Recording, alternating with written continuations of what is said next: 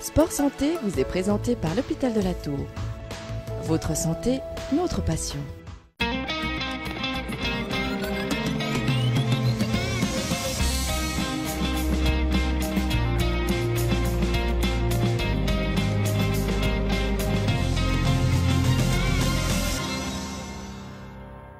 Salut à tous, bienvenue, merci d'être avec nous dans ce magazine Sport Santé. Aujourd'hui, on s'intéresse à la pubalgie. Alors, qu'est-ce que la pubalgie? Pour commencer, réponse tout de suite avec le docteur Finn Madère.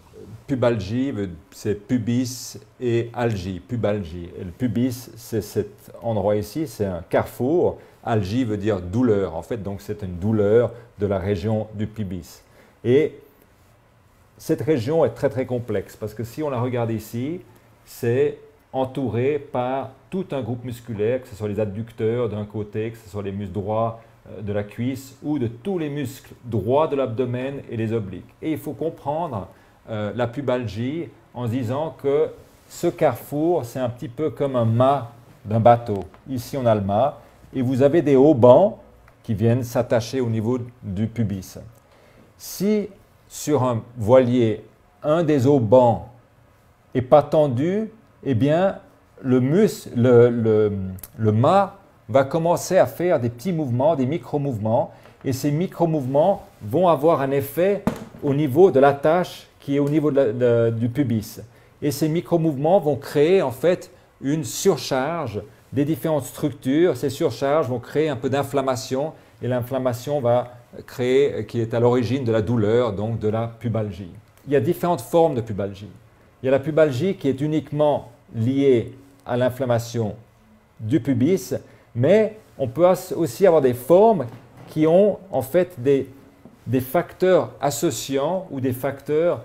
L'origine ne vient pas directement du problème musculaire, mais qui vient des structures avoisinantes. Par exemple, la hanche, si on a une perte de mobilité dans la hanche, eh bien, ces tractions vont faire un peu des micro-mouvements au niveau de la symphyse. Donc, on va avoir une douleur où l'origine est là, au niveau de la symphyse pubienne, donc la pubalgie, mais l'origine vient de la hanche. Donc, c'est pour ça que c'est très important de regarder tous les différents groupes musculaires, mais aussi articulaires autour de cette symphyse pour essayer de comprendre le problème.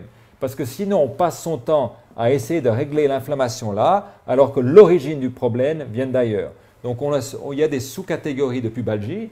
Une des sous-catégories, c'est en effet la dysfonction associée de la hanche.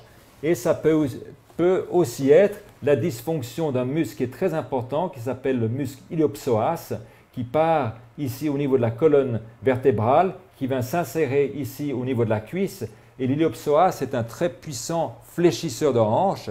Et si cet iliopsoas est soit faible, soit tendu, ça veut dire qu'elle est contractée, eh bien de nouveau, elle va créer des micro-mouvements anormaux au niveau de la symphyse pubienne et créer ce problème de pubalgie.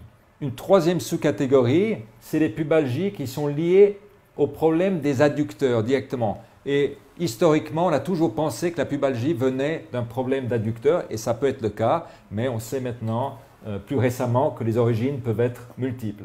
Mais avec ces problèmes d'adducteur, et typiquement, c'est quelqu'un qui va avoir une première blessure avec une déchirure de l'adducteur, donc une déchirure musculaire, cette déchirure musculaire qui ne va pas être bien soignée ou trop rapidement soignée, et en fait, il se retrouve avec un muscle qui est diminué en force. Si ce muscle est diminué en force, eh bien, qu'est-ce qu'il va faire? Eh bien, l'athlète va compenser, soit avec l'adducteur de l'autre côté, soit avec son quadriceps, soit avec son iliopsoas. Et cette compensation va faire que, de nouveau, les mouvements ne sont pas bien répartis, le haubanage naturel est moins efficace, et pour finir, on fait de nouveau des contraintes mécaniques anormales au niveau de cette symphyse qui déclenche les douleurs. Il faut essayer de trouver l'origine, et de nouveau, ça veut dire qu'il faut examiner d'une façon très détaillée les différents groupes musculaires et également articulaires, et après on peut s'aider avec une IRM, une résonance magnétique, qui va nous donner l'ampleur de l'inflammation, parce qu'il y a toujours une inflammation qui se fait à ce niveau-là, des micro-traumatismes de l'os et l'os va avoir un œdème et ça, le meilleur examen, c'est une IRM. Les sports à risque, clairement, si vous prenez le football et que vous prenez le hockey sur glace, vous avez 80% des pubalgies. Donc ça, c'est vraiment les deux sports à risque. Alors pourquoi ils sont à risque? C'est parce que dans ces deux sports, il y a énormément de changements de direction. Il y a énormément de pivotage qui se font pendant l'activité et ça veut dire que vous sollicitez d'une façon permanente surtout les adducteurs, mais aussi tous les muscles abdominaux qui sont bien sûr à l'origine du gainage. Et si votre gainage est insuffisant, eh bien de nouveau, vous avez ces microtraumatismes. On a l'impression que la pubalgie est chronique, c'est le cas, on arrive à s'en débarrasser définitivement. Si on prend le temps, parce que pour finir une pubalgie, c'est jamais, oui, des formes très bénignes peuvent passer en 6 à 8 semaines, mais dès qu'on est installé, le footballeur, parce que le problème avec la pubalgie, c'est que la tête peut continuer ou le footballeur peut continuer de jouer. On a vu des sportifs qui mettaient un terme à leur carrière. Qui peuvent mettre un terme, parce qu'ils ont simplement continué, ils n'ont jamais donné le temps pour vraiment réharmoniser, renforcer les différentes structures anatomiques qu'il faut faire. Et ça peut prendre entre une pubalgie, c'est rarement, si on prend vraiment une pubalgie chronique et on veut la soigner, c'est rarement en dessous de 4 à 6 mois de traitement. Merci en tout cas au docteur Finn Mahler. On se retrouve le mois prochain pour parler sport et santé. Portez-vous bien. À bientôt. Ciao.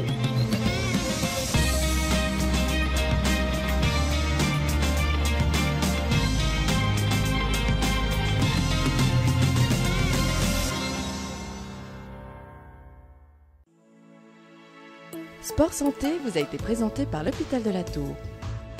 Votre santé, notre passion.